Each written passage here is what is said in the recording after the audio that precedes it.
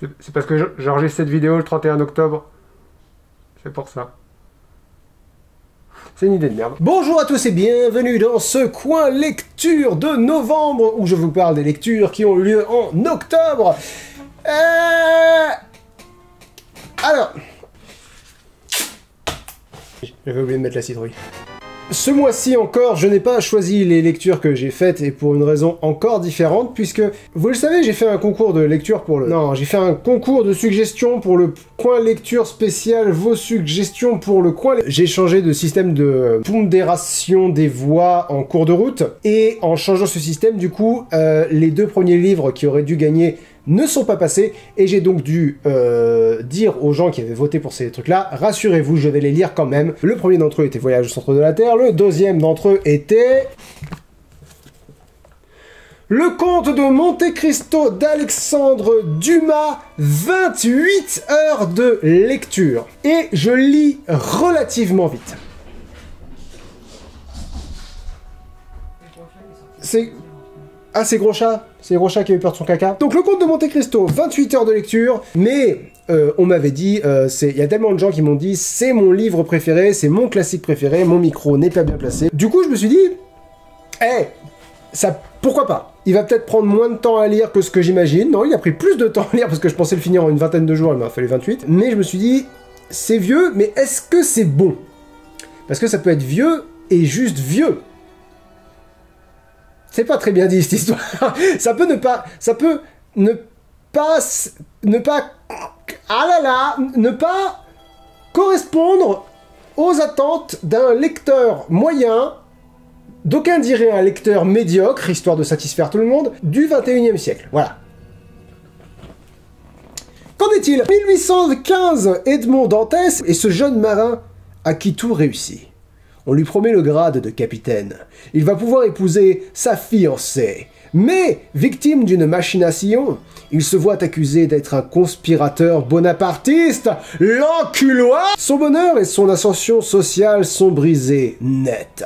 Dans les geôles du château d'If, au large de Marseille, s'amorce le roman de sa vengeance. Vengeance! Après 14 années d'enfermement, Edmond Dantès n'aura de cesse de punir ceux qui l'ont trahi, puisque sa vie lui a été volée, autant en rêver d'autres.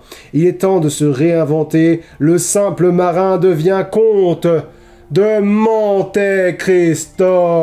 Entre liberté et justice, vengeance et métamorphose, voici le chef-d'œuvre du roman d'aventure. Et ils ont mis une citation. J'aime bien la citation parce que la citation elle est presque à la fin. C'est genre, c'est comme s'ils avaient foutu "Je suis ton père" sur la quatrième. J'arrête de dire le quatrième. La quatrième de couverture de Star Wars, qui n'est pas un livre. Je dis n'importe quoi. Vous m'avez condamné à une mort lente et hideuse. Vous avez tué mon père. Vous m'avez ôté l'amour avec la liberté et la fortune avec l'amour. Qui êtes-vous? Qui êtes-vous donc, mon Dieu? Je suis le spectre d'un malheureux que vous avez enseveli dans les cachots du château d'If. À ce spectre sorti enfin de sa tombe, Dieu a mis le masque du comte de Monte Cristo et il l'a couvert de diamants et d'or pour que vous ne le reconnussiez jamais qu'aujourd'hui. Ah, je te reconnais, dit le procureur du roi. Tu es... 38 points. T'es obligé de le lire comme ça parce que... Bon, j'ai oublié de vous dire, j'ai encore changé mon système de notation parce que vous êtes très attaché à l'alphabet, semble-t-il. Donc, ce que j'ai fait, c'est que j'ai trouvé un système de notation qui, je vais le dire comme ça, est parfait. Pourquoi donc? Parce que d'une part, il n'est pas aussi scolaire que les 5 premières lettres de l'alphabet avec des plus et des moins. D'autre part, il est plus clair, c'est-à-dire que vous m'avez reproché que avec les A+, les A-, avec les plus et les moins, on disposait de, je sais pas combien, vous avez fait le calcul, on disposait d'un certain nombre de notations, alors qu'avec 5 smileys, on n'a plus que 5 notes, et c'est très diminué. Je suis d'accord. Ce que je vous propose, ce que je vous impose plutôt, c'est, on va continuer d'utiliser des smileys, mais tous les smileys. C'est-à-dire que tous les emojis qui existent peuvent être une note, comme ça on se débarrasse du système de hiérarchie, ça sent brûler. J'utilise un smiley qui me semble une métaphore adéquate, je vous explique évidemment cette métaphore. Comme ça vous avez une illustration, voilà, non seulement de mon appréciation de l'œuvre, mais en plus vous avez une représentation, voilà, oh là là, symbolique, de l'élément principal à retenir de ce que je pense de la lecture de l'œuvre en question. J'utiliserai jamais l'emoji pile de caca, si jamais vous étiez en train de vous imaginer, ou l'emoji blurp. Voilà, c'est 2 emojis que je vais essayer d'éviter de sombrer dans l'utilisation facile de ces emojis. Comme ça, on a plus de choix, c'est plus précis que tous les systèmes de notation que j'ai voulu utiliser jusque-là, et en plus, je me débarrasse de la hiérarchie entre A, B, C, voilà. Si maintenant vous tenez vraiment absolument à ce qu'il y ait une hiérarchie, vous trouverez la liste des œuvres que j'ai critiquées dans le Google Doc qui se trouve dans la description de la vidéo, dans laquelle j'utilise toujours l'ancien système de notation, dans le même encart, dirons-nous, que mes notes de lecture. Le Comte de Monte Cristo. Bon, globalement, c'est un roman à 3 vitesses, on va dire ça comme ça. J'ai vraiment adoré le début, j'ai beaucoup aimé la fin, j'ai pas beaucoup aimé la toute fin, mais j'ai quand même beaucoup aimé la, disons, le 3...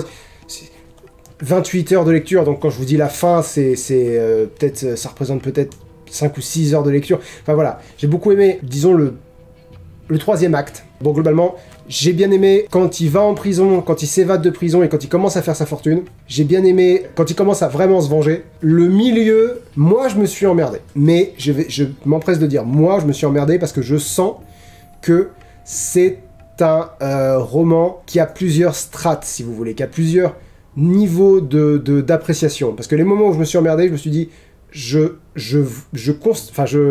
ressens que c'est brillant, si vous voulez, je ressens qu'il y a une vraie construction, construction à la fois de personnages, d'univers, une vraie explication de la vengeance par le détail. Genre, il y a un des personnages dont Dantes essaye de se venger, qui s'appelle Danglars, qui est un banquier, et du coup, il met en place des stratagèmes économiques, des stratagèmes pour réussir à ruiner ce personnage-là. Je ressens que c'est brillant, mais je m'emmerde, quoi. Est-ce qu'il va gagner 300 000 écus de rente pour gagner 20 000 louis et sa fortune s'élève à 500 000 francs, la moitié en cachet de je sais pas quoi, je m'en fous. Mais, et là c'est la force qu'a le Comte de Monte Cristo que j'ai pas trouvé chez Le Nom de la Rose, c'est que les moments où j'étais perdu, les moments où ça ne me parlait pas, j'avais quand même l'idée globale.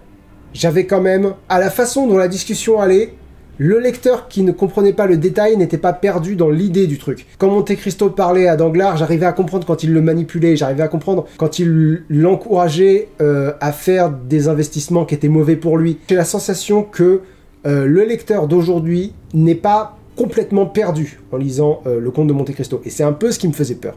Maintenant, c'est pas le gâteau au chocolat que certaines personnes m'avaient vendu, quoi. C'est pas...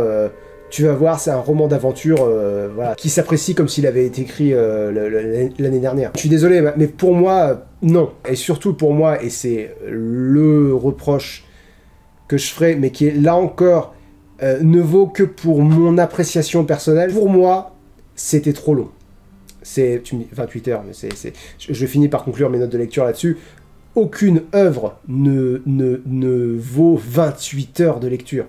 Aucune œuvre ne nécessite que tu t'impliques pendant 28 heures de lecture. Et là encore, je vous répète, je lis vite. Et fatalement, il y a des moments où on va s'ennuyer. Il y a des moments où où je me suis ennuyé. Il y a des moments où je me suis dit, là, c'est vraiment pas la peine de s'attarder à ce point sur certains détails. Mais là encore, parce que moi, j'y suis insensible. C'est-à-dire que je suis persuadé que ces passages-là sont nécessaires, parlent à d'autres gens que moi, parle à des gens peut-être plus cultivés, plus curieux d'histoire et de géo, parce que ça se passe aussi en partie en Italie. Des gens qui seraient peut-être plus sensibles à une construction de personnages un peu différente. En ce qui me concerne, le roman, je l'aurais lu en 10 heures. Voilà, il aurait nécessité 10 heures de lecture, ça aurait été parfait. C'est-à-dire qu'on serait allé à l'essentiel. En plus, c'est pas comme s'il avait 40 ennemis, il en a 3 vraiment. Non, 4. Il y a 4 gars qui le font amener en prix. Ouais, 4. Il n'y a pas une infinité de personnages. Parce qu'on m'avait dit, je serais toi, je prendrais des notes de qui sont les personnages. C'est le genre de truc, moi, qui me terrorise parce que quand il y a 5 personnages, je suis capable de me perdre. Mais là, c'était pas le cas. Les personnages sont très très clairs et surtout, ils sont rangés par famille. C'est-à-dire que tu retiens qu'Edmond Dantès, il voulait épouser Mercedes. Facile, ça rime. Le gars qui veut épouser Mercedes et qui du coup va participer au coup monté pour arrêter Edmond Dantès c'est Fernand, voilà, tu retiens Fernand. Il fait équipe avec Danglars, qui était un des gars avec qui travaillait Dantès sur le bateau. Le bateau, il appartenait à un gars qui s'appelle Morel. Lui, c'est un bon gars. Et il y a un autre gars qui s'appelle Caderousse, qui trempe dans le truc. Bon, globalement, qui est un enfoiré. Non, je pense qu'il était... Ouais, c'est lui qui était ivre quand ils ont monté le coup contre Dantès. Ça, c'est les gars qu'il faut retenir. Et il y en a un dernier qui j'ai envie de dire, c'est le big boss. C'est celui qui va effectivement envoyer Dantès en prison. C'est-à-dire qu'il va finir le coup monté. Les gars dont j'ai parlé vont juste écrire une lettre pour dénoncer Dantès. Et De Villefort, le vrai méchant le vrai antagoniste du roman, De Villefort, lui, il va envoyer Dantès en prison en sachant pertinemment que Dantès n'a rien fait de mal. Et Dantès va passer 14 ans en prison, où il va rencontrer le personnage de l'abbé Faria, qui est un personnage vraiment génial. C'est son voisin de cellule, ils sont pas censés pouvoir parler, mais il creuse un tunnel entre les deux cellules, et du coup, l'abbé Faria fait l'éducation de Dantès, et lui apprend que sur l'île de Monte Cristo, il a enterré un trésor qui vaut... Globalement, il a un crédit illimité. Hein. Globalement, Monte Cristo, c'est plus ou moins...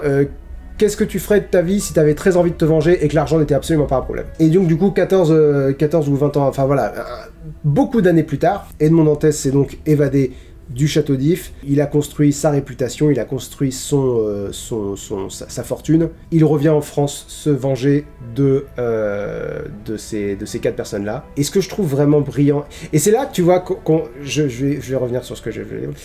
Ce que je trouve vraiment brillant, c'est que la vengeance de Monte Cristo est subtile, on va dire ça comme ça. C'est-à-dire qu'il va pas tuer les gens qui l'ont envoyé en prison. Il va pas les faire tomber pour des choses qu'ils n'ont pas faites. Il va pas leur voler leur argent, il va pas... Ce qu'il va faire, c'est qu'il va utiliser les défauts de ces personnages-là contre eux.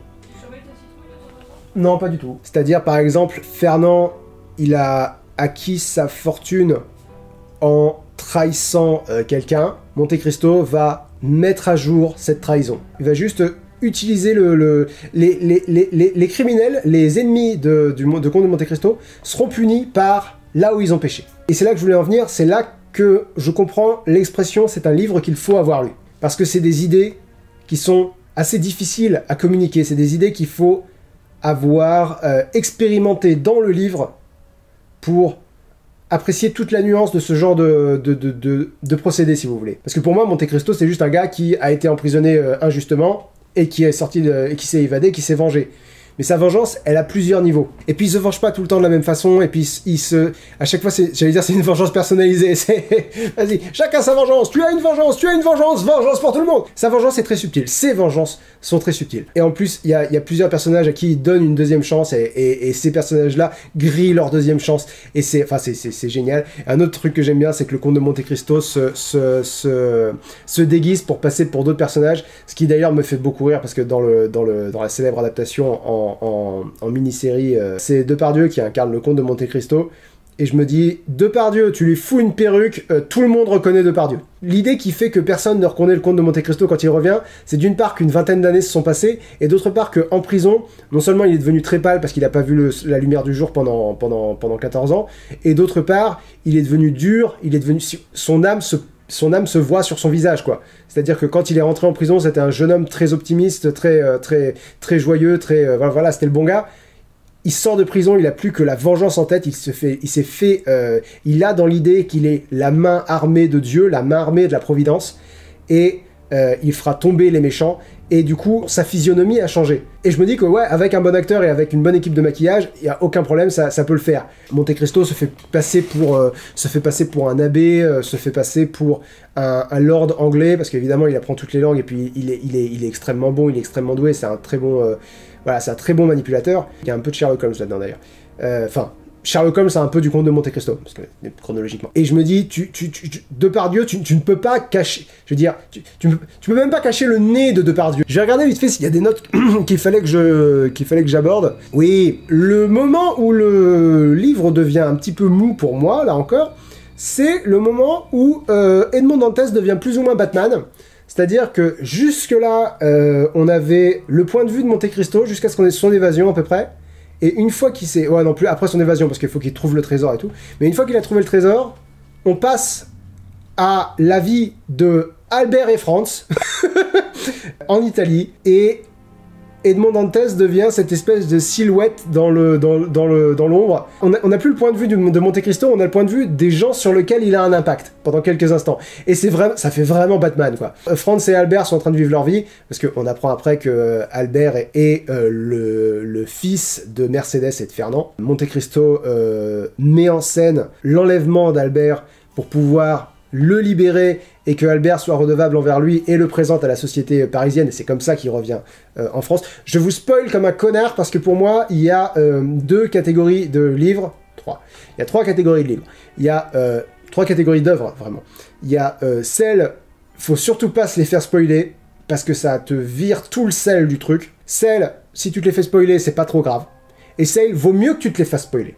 C'est-à-dire celles où l'œuvre est pas évidente, donc il vaut mieux que tu saches de quoi ça parle, tu l'apprécieras mieux comme ça. Je pense notamment à Mulholland Drive. Après c'est un point de vue, hein, je comprends, il y a des gens qui veulent se faire spoiler, rien du tout. Je peux que parler pour moi, quoi, si vous voulez. Mulholland Drive, si tu sais pas de quoi ça parle et que tu y vas avec un œil naïf et jeune, quoi, enfin vraiment un œil... raconte-moi une histoire. Je pense que tu passes à côté du film. Je pense. Je sais que la première fois que je l'ai vu, j'étais subjugué, mais j'ai rien compris. Et quand on me l'a expliqué, je dis, il faut absolument que je le revoie. Parce que si j'avais su que ça parlait de ça, je l'aurais pas regardé pareil, et j'aurais mieux apprécié tout le génie du truc. Le Comte de Monte Cristo et beaucoup d'œuvres classiques, c'est un peu ça. Vaut mieux savoir de quoi ça parle avant de s'y engager. Ouais, au point que à la page 402, donc au bout d'une dizaine d'heures de lecture, au bout de 8 heures de lecture, j'ai écrit « En dehors d'Edmond Dantès, je me fous complètement des autres personnages. Ça arrête d'être vrai au bout d'un moment. » Il y a notamment le personnage d'Eugénie Danglars, la fille de Danglars, qui est géniale. J'adore ce personnage. Globalement, elle veut être artiste, son père veut la marier. La première personne qu'elle doit épouser, bah, c'est Albert de Morcerf, le fils de Fernand et Mercedes. Sauf que du coup, son nom de famille est complètement disgracié, donc du coup, Danglars veut plus que sa fille épouse, voilà. Et du coup, t'as Eugénie qui fait... ça valait le coup de vouloir me faire chier à marier un gars pour me dire après, ouais non, finalement, lui, tu le maries pas, sa famille, c'est de la merde. J'avais pas envie de me marier, moi, à la base. Non, mais finalement, tu vas épouser lui, là, il est mieux. Et lui, il s'avère que c'est un repris de justice qui a assassiné quelqu'un, et t'as Eugénie qui fait, bon, tu sais quoi, merde, je me casse, et fait fugue pour devenir artiste avec sa prof de piano. J'aime beaucoup le personnage d'Eugénie Danglars, mais voilà, il y a plusieurs personnages qui mettent du temps à devenir des vrais personnages. Et au début, t'as vraiment l'impression que c'est Edmond Dantès, point. Et il y a un truc que je vous ai pas encore dit. À mon avis, je suis pas très sensible au style d'Alexandre Dumas. Parce que c'est pas la longueur, j'ai lu des bouquins qui étaient longs, la force de ce bouquin-là, c'est que les chapitres sont relativement courts, il y a 120 chapitres, donc voilà. Du coup, tu peux arrêter après un chapitre et garder la fraîcheur, si tu veux, de la lecture. C'était un peu... Donc ouais, le style d'Alexandre Dumas, je pense que je suis pas très sensible à son style, parce que je pense que c'est très grandiloquent tout le temps. Et que ça manque un peu... Mais là, c'est le profane qui parle du maître, donc ça vaut ce que ça vaut, hein. Ça vaut ça vaut la valeur que vous lui accordez. C'est toujours dans l'épique, on va dire ça comme ça. Et du coup, alors des fois, ça marche très bien, bizarrement. C'est-à-dire que, pour moi, quand t'es tout le temps dans l'épique, du coup, il y a tout qui devient flou et il n'y a plus rien d'épique. Mais non, il y a des moments où c'est très fort et où le vocabulaire change à peine. Et ça marche. Un peu le même reproche que je faisais à Lovecraft, parce que moi je suis comme ça, je reproche des trucs à Alexandre Dumas et à Lovecraft, j'en ai rien à foutre. Ce que je reproche à Lovecraft, c'est que vu que tout est sombre, tout est triste, tout est... à un moment donné, ça bloque, si tu veux. À un moment donné, c'est trop. Tu peux pas sombrer plus... Tu peux pas devenir plus noir que le noir qui est plus noir que le noir qui est plus noir que le noir. Il y a un moment donné, tu le conceptualises plus. Celui-ci, bizarrement, ça va. Bizarrement, ils ont beau tout le temps trembler, tout le temps pâlir de peur, tout le temps rougir de colère. Et alors, ils pâlissent et ils rougissent vraiment beaucoup. C'est des loupiottes, les personnages dans ce bouquin-là. Malgré ça, les moments plus forts fonctionnent très bien. Et je vous ai gardé un passage, page 943, donc à peu près au milieu, non, je plaisante, pour que vous voyez de quoi je parle. Globalement, Edmond Dantès devait avoir un duel avec Albert de Morcerf, donc le fils de Mercedes et Fernand. Mais Mercedes a reconnu Edmond, c'est la seule à avoir reconnu Edmond sans qu'il se dévoile à elle, et elle le supplie de ne pas faire ce duel.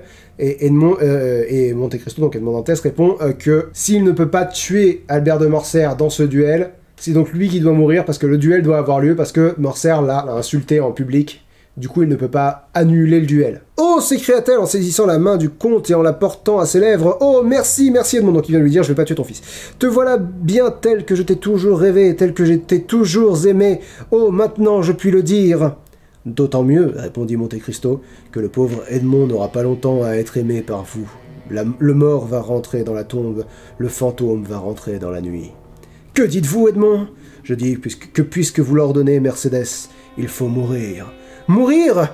Et qui est-ce qui dit cela? Qui parle de mourir? D'où vous reviennent ces idées de mort? Vous ne supposez pas qu'outrager publiquement, en face de toute une salle, en présence de vos amis et de ceux de votre fils, provoqué par un enfant qui se glorifiera de mon pardon comme d'une victoire, vous ne supposez pas, dis-je, que j'ai un instant le désir de vivre? Ce que j'ai le plus aimé après vous, Mercédès, c'est moi-même, c'est-à-dire ma dignité, c'est-à-dire cette force qui me rendait supérieur aux autres hommes. Cette force, c'était ma vie. D'un mot, vous la brisez. Je meurs. Mais ce duel n'aura pas lieu, Edmond, puisque vous pardonnez. Il aura lieu, madame, dit solennellement Monte Cristo. C'est quand même génial. Hein. Dit solennellement Monte Cristo. Seulement, au lieu du sang de votre fils, que devait boire la terre, ce sera le mien qui coulera. Mercédès poussa un grand cri et s'élança vers Monte Cristo, mais tout à coup, elle s'arrêta. « Edmond, dit-elle, il y a un Dieu au-dessus de nous, puisque vous vivez, puisque je vous ai revu. » Et je me fie à lui du plus profond de mon cœur, de mon azur, pardon. En attendant son appui, je me repose sur votre parole. Vous avez dit que mon fils vivrait. Il vivra, n'est-ce pas? Bref, je voulais juste repasser sur le grand cri. Seulement, au lieu du sang de votre fils que devait boire la terre, ce sera le mien qui coulera. Et ils crient tout le temps. Ils sont tout le temps en train de murmurer ou de crier. Et des fois, je me dis, comment est-ce qu'elle peut crier pour que ça rentre bien, là? Seulement au lieu du sang de votre fils que devait boire la terre, ce sera le mien qui coulera. Je vois pas comment tu peux crier, là, et surtout t'arrêter au milieu. Mais c'est parce que je pense que dans ma tête, il y a cette espèce de vision caricaturale du cri et du jeu qui fait que quand c'est trop, c'est trop. C'est trop picot, je suis vieux. Je voulais la faire. Nous sommes vieux, chérie, nous sommes vieux. Je peux pas prendre au sérieux quand ça devient vraiment trop. Et chez Alexandre Dumas, c'est à plusieurs reprises, c'est vraiment trop. C'est-à-dire que quand ils disent qu'un personnage a pâli et rougi en une minute, je vois vraiment la sirène de police, quoi. Je vois vraiment la guirlande de Noël, rouge, blanc, et du coup, c'est difficile de... Je suis en train de poser le bouquin, mais j'ai peut-être d'autres choses à dire. Ça fait 40 minutes qu'on en parle, mais on n'est peut-être pas fini. Ah ouais, il y a un truc que je trouve génial. Il y a un des personnages qui utilise un poison, et le poison en question, c'était la brucine. Et je me suis dit, c'est bizarre. C'est bizarre que ce soit... Enfin, c'est pas commun, quoi, la brucine. Généralement, on préférera l'arsenic ou le cyanure. Et alors, j'ai regardé, l'arsenic, c'est un poison qui est nettement plus récent. La brucine a été découverte 30 ans avant la parution du Comte de Monte Cristo. Je trouve ça dingue. Il utilise le poison qui a été découvert 30 ans avant. C'est la force des romans immortels, parce que c'est un roman immortel. Des fois, il a l'air tellement moderne que tu te dis, c'est pas possible que ce bouquin n'ait jamais... genre, n'ait pas connu Freud, quoi. C'est ce genre de conneries, ce genre de... Parce que, vu que moi, je suis une vraie bille en histoire, pour moi, l'histoire, c'est une espèce de moment flou avant la Première Guerre mondiale. Avant ça, c'est un espèce de grand flou avec quelques points de repère. Ces romans-là qui transcendent l'histoire, ou les œuvres qui transcendent l'histoire, les inscrire dans leur temporalité, pour moi, ça fait un espèce de vertige. Voilà, la note que je vais mettre à ce livre, c'est un... Non, c'est pas un train, c'est une locomotive. Pourquoi une locomotive? Je vais lire ce que j'ai écrit. Parce que le trajet est long, la destination vaut le coup, mais pour ma sensibilité, il y avait beaucoup de détours auxquels j'étais insensible, mais je pense qu'ils sont aussi bons que le reste, ce qui rend cette œuvre immortelle, je l'ai déjà dit. Et une locomotive plutôt qu'un train, parce qu'en plus c'est le témoignage d'une époque aussi, c'est dépaysant rien que pour ça, mais c'est beaucoup trop long pour le plaisir que j'y ai pris, soyons clairs, je pense qu'il y a très peu de livres qui valent 28 heures de lecture. À qui je le conseillerais ce livre? Déjà n'importe qui prétend aimer la littérature, il y a des étapes quoi, si vous voulez, il y a des incontournables, celui-ci est incontournable. Si vous aimez les romans d'aventure, jetez-y un œil, parce que il a vieilli, je ne vais pas vous dire qu'il n'a pas vieilli, c'est pas vrai, mais il se laisse lire par un lecteur contemporain, sans trop de difficultés. Je suis pas un lecteur, je suis pas un lecteur qui sait apprécier un niveau de lecture vraiment élevé. Je sais pas si c'est clair. Je préfère Stephen King à Flaubert, si vous voulez. Et Flaubert, c'est pas le haut du, c'est pas le haut du panier haut. Mais voilà, je pense qu'on se comprend, si je dis ça. J'allais dire Chateaubriand, mais je suis même pas sûr de où placer Chateaubriand là-dedans. Bref, j'ai des goûts... Non, j'ai pas de goût particulier, Mademoiselle Steele, tu vas te calmer. J'ai des goûts populaires, on va dire ça comme ça, au sens vulgaire du terme. Voilà, j'ai des goûts vulgaires. Et j'ai quand même réussi à trouver un niveau où le Comte de Monte Cristo m'a plu. Donc voilà, si vous aimez les romans d'aventure, ça peut être votre cam. Maintenant, si vous aimez les lectures simples, si votre truc c'est les Stephen King, non mais les Stephen King, voilà, n'importe quel Stephen King, parce qu'il y a des Stephen King qui sont des chefs-d'œuvre, mais si vous aimez je crois que c'est James Patterson, son nom, qui écrit vraiment beaucoup de livres, et je saurais pas vous en citer un seul. C'est difficile là, parce que je cherche un auteur qui produit beaucoup, et c'est rarement très bon, mais c'est rarement très mauvais aussi. Si vous aimez la lecture simple, quoi, si vous aimez la lecture de divertissement, ça vaut pas le coup. Ça vaut pas l'investissement temporel que vous allez y mettre. Mais il n'y a qu'une seule façon de savoir si ça vaut le coup, c'est de lui donner une chance. Et j'ai lu que 2 livres ce mois-ci, donc passons au 2e livre du mois, qui m'a pris littéralement 2 heures de lecture, je l'ai fini aujourd'hui. Ifali de Salomé Lefebvre, qui est un livre publié à compte d'auteur, je vous le dis, parce que donc c'est le roman de l'une d'entre vous. Ne m'envoyez pas vos romans en ce moment, j'en ai trop, il faut que je les finisse, enfin il faut que je les finisse, il faut que je les poursuive, faut que j'avance un peu dans la lecture de vos œuvres avant d'en accepter de nouvelles. Celle-ci est un roman édité à compte d'auteur, c'est rare que j'en accepte, mais globalement si je sens que ça peut me plaire, je dis allez, je lui laisse une chance. Bon, en l'occurrence, ça n'a pas été le cas, hein, désolé. L'emoji, je vais le dire maintenant, et je vous garde l'explication pour plus tard, c'est une boule de cristal. Voilà. Et à présent, je vais vous lire la quatrième de couverture. Lorsque Céleste se réveille, il n'est pas chez lui. Il est piégé dans une salle obscure avec un vieil animalin et ignore ce qu'il s'est passé. Qui sont ces individus en blouse blanche qui les observent continuellement derrière une vitre? Malaya, un autre personnage. Malaya a tout perdu lorsqu'elle arrive dans cette immense forêt. Elle ne connaissait pas les créatures qui, dans les montagnes, ont massacré son peuple avec des engins argentés. Seule rescapée de sa tribu, elle est livrée à une solitude et une douleur extrême.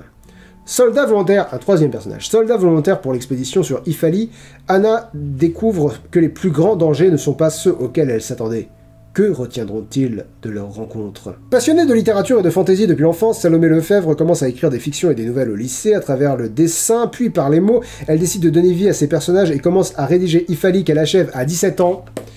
Important à retenir ça. Elle l'a écrit, elle l'a achevé à 17 ans, donc elle l'a commencé plus jeune. Donc, j'oublie pas que c'est pratiquement une enfant qui l'a écrit, quoi. C'est une ado qui l'a écrit. Il y a beaucoup de défauts qui sont liés à l'âge. On va y revenir. Elle souhaite créer des univers capables de nourrir l'imaginaire des lecteurs et de les faire voyager dans un monde qu'ils ne connaissent pas encore. Aujourd'hui étudiante en Hippocagne, force, elle continue d'écrire avec le désir de faire rêver ses lecteurs. Bon, tu trouveras énormément de notes dans mes notes de lecture dans la description. Ça va pas être une lecture facile parce que là encore je suis très systémique dans mes notes, c'est-à-dire que si y a des fois si tu as employé le mauvais temps de verbe, je vais le signaler. Si tu as utilisé un mot parce que tu pensais qu'il voulait dire ça alors qu'il veut dire complètement autre chose, je vais le dire. Ce genre de petites erreurs, mais je vais essayer d'être plus global. Les conseils que j'ai envie de te donner. Et autre chose, tu passes après Alexandre Dumas. Ça n'a pas été une transition qui s'est faite toute seule. Ah ouais, je me suis conseillé de lire les 3 premières pages pour y réagir. Prologue. 2058, cette date qui a marqué l'histoire. C'est lors de cette fameuse année que tout s'est accéléré, que tout a changé. Ce tic d'écriture-là, il est insupportable. Vous êtes assez nombreux à l'avoir, assez nombreux et assez nombreuses à l'avoir. C'est dire quelque chose et redire la même chose ou renforcer après un point ou une virgule. Là, en l'occurrence, c'est lors de cette fameuse année que tout s'est accéléré, que tout a changé. Vire fameuse, globalement, c'est un travail d'éditeur que je suis en train de faire. C'est-à-dire quelqu'un qui c'est regrettable que personne ne t'ait accompagné dans l'écriture de ce roman. Si personne ne t'a accompagné, d'ailleurs, je ne veux pas insulter les éventuels gens qui t'auraient accompagné, c'est dommage que t'aies pas été accompagné de façon plus serrée, on va dire ça comme ça. Sur des détails, c'est le genre de truc qu'il faut vraiment être très investi dans une œuvre pour remarquer. Genre là tu vois, j'en suis à te dire, ce mot-là change-le, cet adjectif-là vire-le, c'est des trucs qu'il faut être très impliqué pour noter. Et voilà, ce type de lecture-là, c'est lors de cette fameuse année que tout s'est accéléré, que tout a changé. L'un ou l'autre. Une année marquante, une découverte fantastique, disaient les médias, et ils n'avaient pas tort. Le monde entier était bouleversé, la Terre entière a tourné différemment à partir de ce moment-là, tout a changé, absolument tout. Un paragraphe pour dire la même chose 4 fois. En 2040, la population sur Terre avait énormément augmenté, on comptait plus de 10 milliards d'individus sur la planète et les ressources étaient de plus en plus difficiles d'accès, réparties inégalement sur la surface terrestre. D'innombrables guerres avaient éclaté sur toute la surface du globe. Ah si, répétition surface. J'étais en train de me dire, il y a un truc qui sonne bizarre, c'est parce que t'as dit 2 fois surface en 2 lignes. D'innombrables guerres avaient éclaté sur toute la surface du globe, des milliers de personnes mouraient chaque jour en raison d'un manque affolant de nourriture, d'infrastructures et de soins. J'aurais viré affolant. Des maladies graves, mortelles, parfois inconnues de l'homme, s'étaient développées. L'argent se faisait de plus en plus précieux et les biens, eux, se faisaient de plus en plus rares. Les êtres vivants disparaissaient rapidement et les êtres humains ne se faisaient plus confiance. L'espèce humaine ne tenait plus qu'à un fil. Les scientifiques faisaient tous les efforts possibles en étudiant attentivement chaque phénomène pour résoudre cet ample problème, trouver impérativement ressources et richesses afin de répondre aux besoins de la population. Cependant, cela ne suffisait pas et ils avaient dû élargir la sphère de leurs recherches. En effet, tout le monde savait que la planète... Tout le monde savait jamais. En effet, tout le monde savait que la planète ne pourrait plus longtemps produire en masse ni soutenir la totalité de la population. La Terre se mourait lentement mais sûrement. Après des années et des années d'observation, les chercheurs finirent par faire une découverte extraordinaire, une nouvelle planète. Étrangère, point, à la ligne. Inconnue, point, à la ligne. Ce n'était ni Mars, ni Vénus, ni même Mercure. Non, parce que c'est pas des nouvelles planètes étrangères et inconnues, on avait fait le lien. Une nouvelle planète était apparue dans le système solaire. Non. Non. Alors là, j'ai un énorme problème. J'ai écrit dans mes notes de lecture, une planète viable pop dans le système solaire et ça ne préoccupe personne à mort. Genre, si un matin on se levait et que les 2 continents américains avaient disparu, ce serait moins choquant. Parce qu'il y aurait l'explication, ils sont sous l'eau. Une planète qui pop dans le système solaire, non. Non. Même si une nanoplanète popait dans le système solaire, ce serait bizarre qu'on l'ait pas vue jusque-là. C'est absolument impossible. Il faudrait une petite justification, quoi. Elle était cachée derrière un parasol. Un truc. Une nouvelle planète était apparue dans le système solaire. Les chercheurs s'appliquèrent à l'observer et à l'analyser. Oui, moi je ferais ça. Finalement, ils décidèrent d'envoyer une sonde. Oui. Après quelques mois à voyager dans l'espace, elle finit par se poser sur cette étrange Terre. C'est ça. 2 mois plus tard, la sonde avait disparu. Les scientifiques ne la retrouvèrent pas. Elle s'était volatilisée. Aucun problème. À part une planète qui pop dans le système solaire, à part ça, aucun problème. Malgré tout, tu vois, les scientifiques ont trouvé un moyen de voyager dans une dimension alternative, enfin dans une dimension alternative. Oui, parce que là on rentre plus, c'est plus dans la, voilà, là on peut dire ce qu'on veut. Mais les scientifiques avaient trouvé un trou de verre et ils savaient pas sur quoi ils débarquaient, mais ils avaient une chance, une seule, de sauver l'humanité. Bon, là c'est Interstellar. Mais voilà, ils avaient une chance de sauver l'humanité en passant par là. Et pif, on est tombé sur une planète qui est voilà. Oui, mais pas une planète est apparue dans le système solaire. Ça ne fonctionne pas. Malgré tout, ils avaient récolté de multiples informations. Cette planète était semblable à la planète bleue par la présence d'eau. Elle était verdoyante avec d'immenses forêts, des lacs ainsi que des montagnes. Plus important encore, elle abritait des formes de vie. Les arbres sont des formes de vie. Des formes de vie inconnues de l'homme. Suite aux données récoltées, les scientifiques tentèrent le tout pour le tout. Ils envoyèrent une seconde sonde et une fusée avec des astronautes professionnels et des soldats. Non! La première sonde a disparu, t'envoies pas des gens directement. Je sais pas où est la planète dans le système solaire. Sur Mars, on n'y a pas encore été. C'est la porte à côté, Mars. Une planète qui apparaît par miracle. Non, t'envoies pas des gens. Bref, j'oublie pas que t'as écrit ça quand t'avais peut-être 16 ans. Donc c'est une vision... Mais c'est une vision... Voilà, c'est une vision très puérile du système solaire. Et puérile, pas dans le sens insulte, dans le sens normal, dans le sens...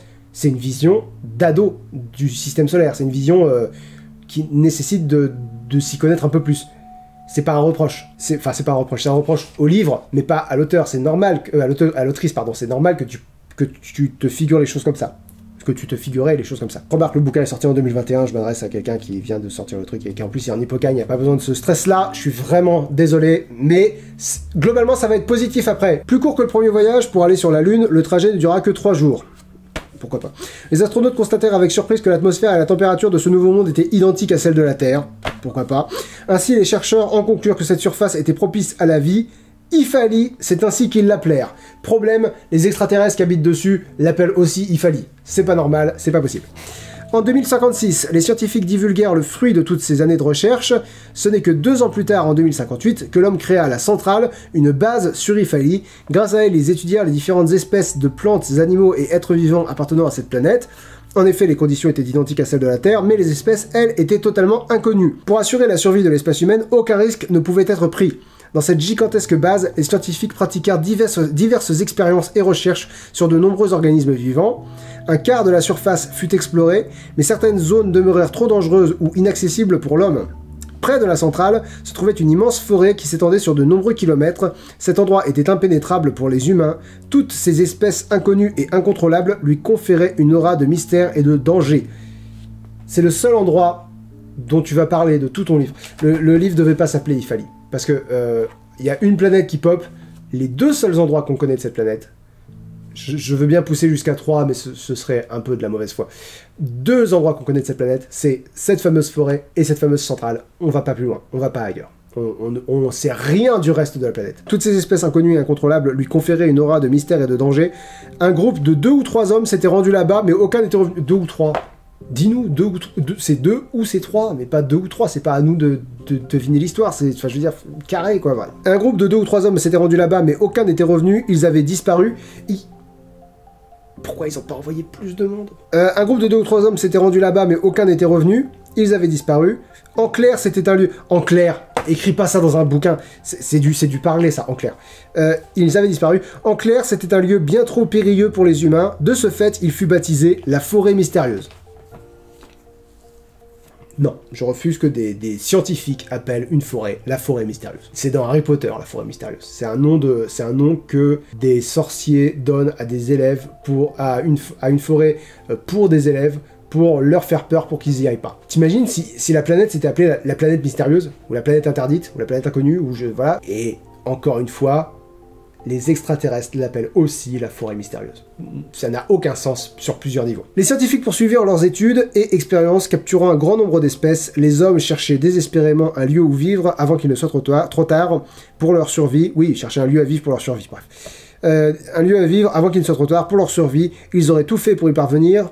Mais, et ça c'est vraiment un autre gros problème que j'ai avec ce bouquin, mais essayait-il seulement de comprendre les espèces vivant sur Ifali? Beaucoup trop rentre dedans. Tu vois?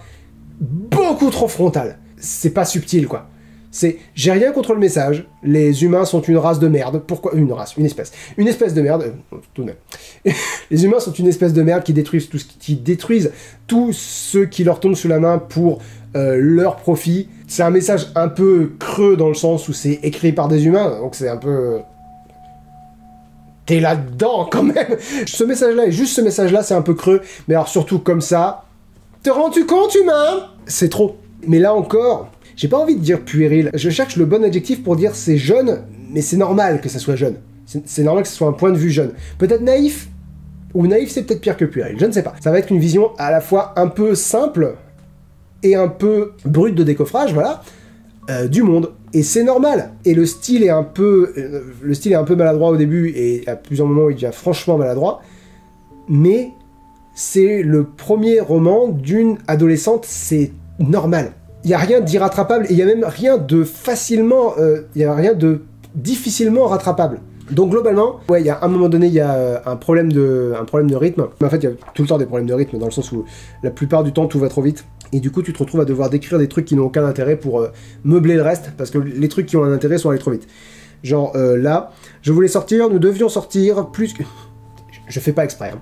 Je voulais sortir, nous devions sortir, plus que tout, je voulais revoir ma famille, j'avais une petite sœur plus jeune de quelques années et elle me manquait cruellement, je sentais le sommeil et les souvenirs m'envahir peu à peu, je finis par m'endormir sur le sol dur et froid de la salle noire. Il se laisse même pas le temps, tu sais, il n'y a pas le temps de l'urgence, il n'y a pas le temps de se dire, il faut que je sorte, il faut absolument que je sorte, il n'y a pas le temps de se rappeler sa sœur, et pouf, je dors. tu nous racontes, voilà, c'est ça, tu nous racontes pas l'histoire, tu nous rapportes l'histoire, tu nous racontes pas l'histoire. C'est la distinction que je fais dans ma parenthèse sur les 20 conseils aux jeunes auteurs. Et il y a un autre passage où c'est plus flagrant, j'ai noté ça, page 40.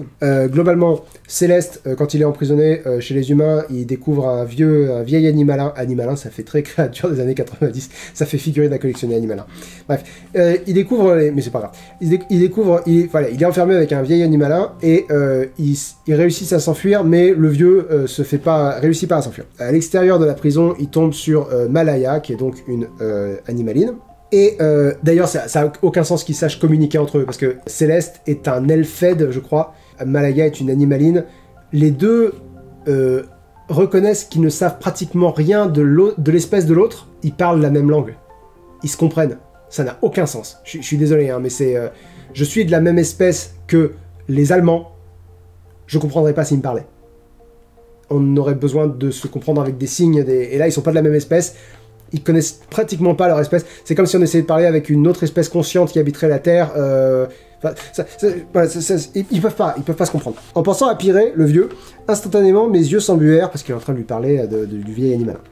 Je l'avais rencontré il y a quelques jours à peine, et en très peu de temps nous avions tissé un lien de complicité. Nous avions énormément échangé durant notre séjour dans cette immense salle sombre. Que pouvions-nous faire d'autre ?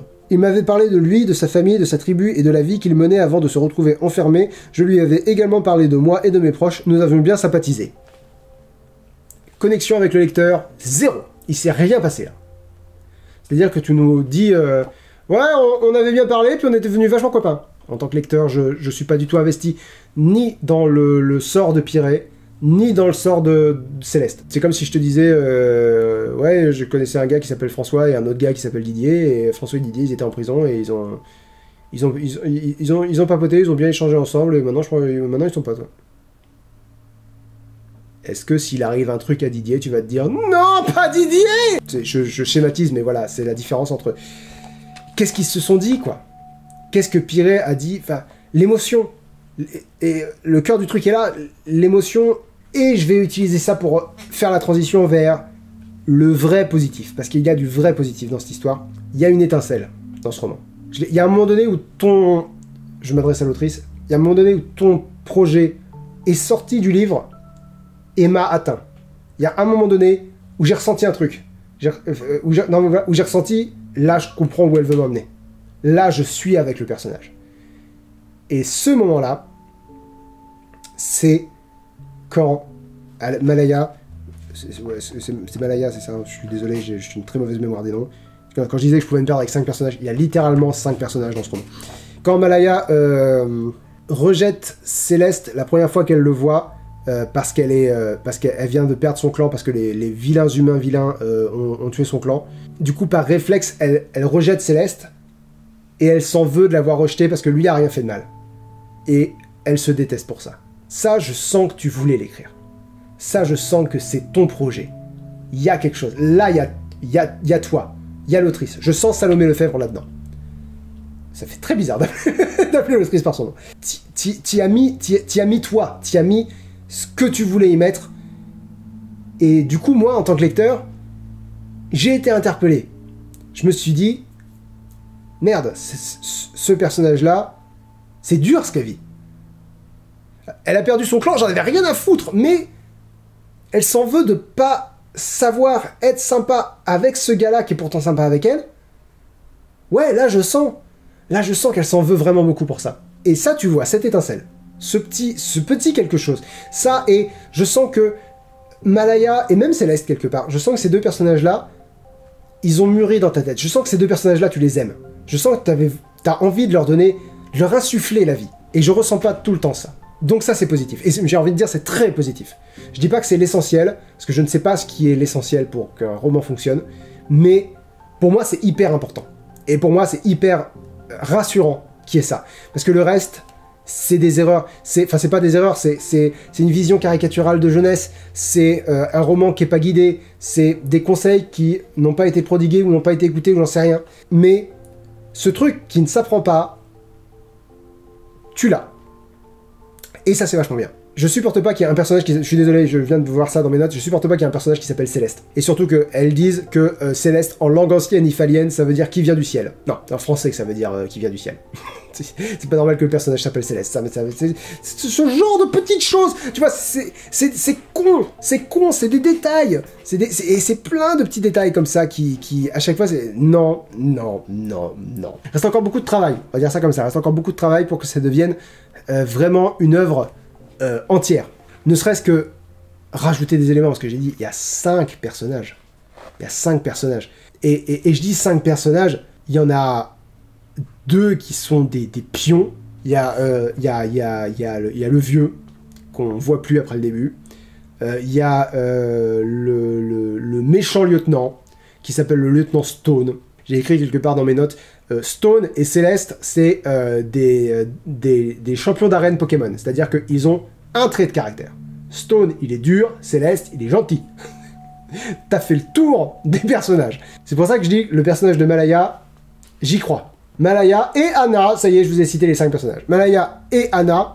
Anna qui est une soldat du côté des humains, mais Anna, elle est catastrophique cette pauvre femme. Alors c'est le seul soldat femme, et je dis le seul soldat parce que t'écris soldat systématiquement masculin avec un S majuscule, je sais pas pourquoi. Donc c'est le seul soldat féminin dans le groupe qui est sur cette planète. Et voilà, là où je voulais en venir, c'est que Anna est insolente, rebelle et tout ce qu'il faut pas être pour être soldat dès le début. Je sais pas ce qu'elle fout là. Elle est en désaccord total avec les principes de l'armée qui est là. Et en plus, elle répond insolemment à son super fou. Tu vois, il y a un échange. Je vais vous lire un échange après parce qu'il y a un échange qui est surréaliste. Bon, globalement, tout le monde se barre et il prend Anna à part. Soldat Anna, tenez-vous plus droite lorsque vous saluez vos supérieurs. Pensez-vous réellement être prête pour cette mission ? Il voulait me renvoyer, cela se lisait dans ses yeux. Il aurait dû. Mais il ne pouvait pas le faire immédiatement, alors il tentait de me déstabiliser, de me rabaisser. Pourquoi est-ce qu'il pouvait pas le faire immédiatement ? Jamais expliqué. Je pense l'être, monsieur, et si ce n'est pas le cas, je m'entraînerai 2 fois plus que les autres pour être à la hauteur de vos attentes. Il me scruta avec dédain, ma détermination l'insupportait. Quel âge avez-vous ? Je vous demande pardon ? Non ! Enfin, dans mon idée de l'armée, un supérieur te demande ton âge, tu réponds, tu demandes pas pardon, tu fermes ta gueule, je réponds. Anna, répéta-t-il avec dureté, un soldat tel que vous n'a pas à faire répéter son commandant. Quel âge avez-vous ? Il répète ce con ! Quel âge avez-vous ? J'ai 31 ans. Bien, et avez-vous de la famille à laquelle vous tenez ? Un mari, des enfants ? T'es censé être au courant de ça, bref. Que cherchait-il au juste ? Je ne pus m'empêcher d'être méfiante face à cet interrogatoire si soudain. En effet, j'ai un mari et une fille, mais je connais les risques d'une mission. Non ! On est là ! On est au milieu du livre. T'as pas un mari et une fille, parce que sinon on le saurait. Là, on découvre que ce personnage a une famille. Jusque-là, sa famille n'a pas été évoquée. Elle est en mission, loin de sa famille. Ça n'a pas été évoqué une seule fois. C'est pas normal. Je crois savoir que votre situation... Et là, c'est le con qui lui répond. Je crois savoir que votre situation financière n'est pas des plus brillantes, si vous voyez ce que je veux dire, n'est-ce pas ? Qu'est-ce que c'est que cet échange ? Elle, d'où tenez-vous ces informations ? Demandai-je avec froideur. Non, là il y a 2 options. C'est, en effet, si c'est un bon soldat, mêle-toi de ton cul si c'est pas un bon soldat. Mais, bref, soldat Anna répondait uniquement à mes questions super bizarres. Dis donc, t'es pauvre si je ne m'abuse ? J'ai choisi de travailler dur pour que mon mari et ma fille puissent vivre confortablement et heureux. Continuai-je en fronçant les sourcils. Je ne supporterai pas qu'ils vivent dans la pauvreté, mais avec tout le respect que je vous dois, cela ne vous concerne pas, monsieur. Dis pas ça à ton supérieur. J'ai choisi de m'engager et jusqu'à maintenant, j'ai fait mes preuves. Non, jusqu'à maintenant, t'as été à chier. Vous pensez donc arranger votre situation en faisant ce métier qui rapporte bien ? Il sourit avec mépris. Tout ça te regarde. Qu'est-ce que c'est que ce mec ? Je crains que cela ne suffise plus, dit-il si bas que je n'étais pas sûr d'avoir bien entendu. Pardon, rétorquai-je tout de même en haussant la voix. Aimeriez-vous les revoir ? S'empressa-t-il de demander, ignorant mon ton rempli de colère. Qu'est-ce qui se passe ? Et elle répond, si j'en avais la possibilité, oui, j'aimerais beaucoup.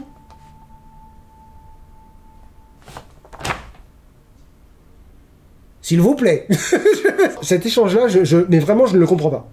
Je comprends pas ce que lui essaye de faire et ce que elle essaye de se faire virer. Et il y a plusieurs passages comme ça. Il y a plusieurs passages où, tu vois, si j'avais été éditeur, je t'aurais dit, retravaille ça. Parce que là, je vois pas ce que tu essayes de faire, ça n'a aucun sens. Et là encore, je tiens à le dire, je te dis tout ça, c'est toujours empli de bienveillance. C'est un livre publié à compte d'auteur, c'est-à-dire que t'as pu compter sur personne dans le milieu de l'édition pour t'aider à l'écrire. T'as pas été guidé, et c'est vraiment ça qui pêche. T'as pas pu travailler suffisamment. Je suis désolé, j'imagine que t'as beaucoup travaillé sur ce livre, mais t'as mal travaillé. Pas mis l'effort là où il aurait fallu le mettre. Je pense. Il y a notamment, il y a certains passages, j'ai écrit, mais c'est parce que ça m'a fait sourire, parce que c'est maladroit. Donc c'est Céleste qui parle du vieux. Il n'a pas réussi à s'enfuir, il s'est fait attraper au dernier moment alors qu'il se trouvait devant la sortie. J'ai voulu l'aider, mais il m'a ordonné de partir. Les hommes étaient nombreux, je n'aurais rien pu faire, même si je l'avais voulu. Tu vois, même si je l'avais voulu, c'est une habitude de langage. Et même si je l'avais voulu, ça sous-entend qu'il voulait pas. C'est genre, je peux rien faire même si je voulais. Et en plus, il dit juste avant, j'ai voulu l'aider, mais ils étaient trop nombreux, j'aurais rien pu faire même si j'avais voulu. Il y a plein de petites, tu sais, de petites étourderies comme ça par réflexe. Pff, ouais, il y a ça aussi.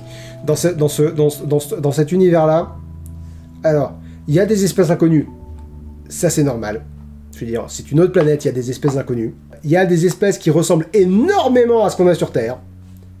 Et ça, j'ai un peu envie de dire pourquoi pas, si la planète, elle a évolué pour ressembler beaucoup à la Terre, bah, ce qui va se trouver dessus va ressembler à ce qu'il y a sur la Terre. Mais en plus, ce qui me pose vraiment problème, c'est que sur cette planète, il y a un phénix. Mais genre pas un animal rouge que les humains ont appelé un phénix parce que sur la Terre, on a cette culture-là.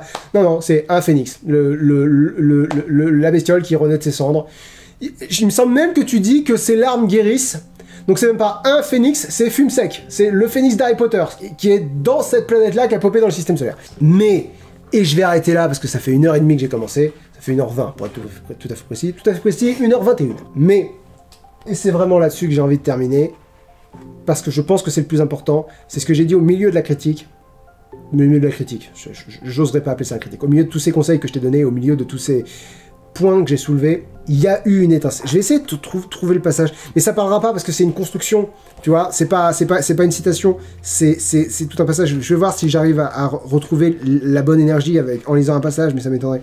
C'est-à-dire quand je dis tu rushes sur les trucs importants et du coup tu dois meubler avec des trucs pas importants, à partir du moment où Malaya se méfie plus de Céleste et où ils finissent ensemble, ils sont chiants, ils se roulent dans l'herbe, quoi. Ils se roulent dans l'herbe en se disant qu'ils s'aiment, à partir du moment où ils sont ensemble, ils sont rien, quoi. C'est le combat qu'elle doit mener contre elle-même. Ça, c'était intéressant. Donc là, elle vient de l'envoyer chier alors que, globalement, elle souffle le chaud et le froid, quoi. C'est-à-dire qu'elle se laisse dompter un petit moment, elle se laisse approcher, elle l'aide, et quand lui commence à s'ouvrir, commence à être un peu familier avec elle, là, elle se replie. Je lui avais fait peur, lentement, je reculais, je me comportais comme un monstre avec lui, je ne voulais pas trop petits points. Je ne pus terminer ma phrase, les mots ne servaient à rien, je me mis à courir, je sentais encore le regard de l'Elfed peser sur moi. Je devais m'enfuir loin, je ne me reconnaissais plus. Qu'est-ce qui m'avait pris de lui parler ainsi? Je courus à travers les broussailles et me pris des branches dans la figure, mais je n'en avais rien à faire. Bah, elle dit pas si t'en avais rien à faire. J'étais à bout de souffle, submergé par l'émotion. Je finis par m'arrêter près du ruisseau où la lune se reflétait sur l'eau. Je me laissais tomber sur la rive, je sentis les larmes couler. Les phrases sont trop courtes, là ça fait vraiment... Je sentis les larmes couler le long de mon visage. Pourquoi étais-je comme ça? Pourquoi étais-je si 3 petits points, moi? J'aurais voulu revenir en arrière, retrouver mes amis, ma famille, ma tribu. J'aurais aimé réagir au bon moment et les sauver, tous les sauver. Tu vois, elle fait directement le lien avec quelque chose qui s'est passé avant. Il n'y a pas eu une phrase à la mort moelleux, genre tout cela me fit faire le lien avec la mort de mon clan. Le lien s'est fait, elle a fait le lien et on l'a suivi. J'aurais voulu être plus douce et bienveillante avec Céleste. J'aurais aimé avoir une vie, une vraie, avec tous ceux que j'aimais. Toutes sortes d'émotions montaient en moi, colère, tristesse, regret, effroi, culpabilité. Je sentais que j'allais exploser. Je laissais sortir ma rage en hurlant. J'avais terriblement mal.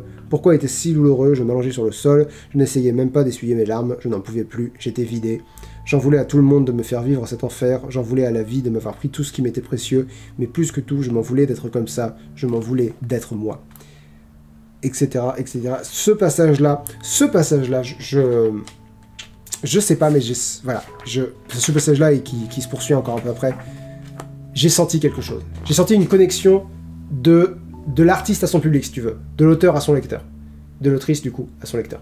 Et ça, c'est précieux. Je sais pas si je vais dire rare, je sais pas si c'est rare, mais en tout cas, je sais que c'est pas systématique. J'ai dit avant que c'était quelque chose qui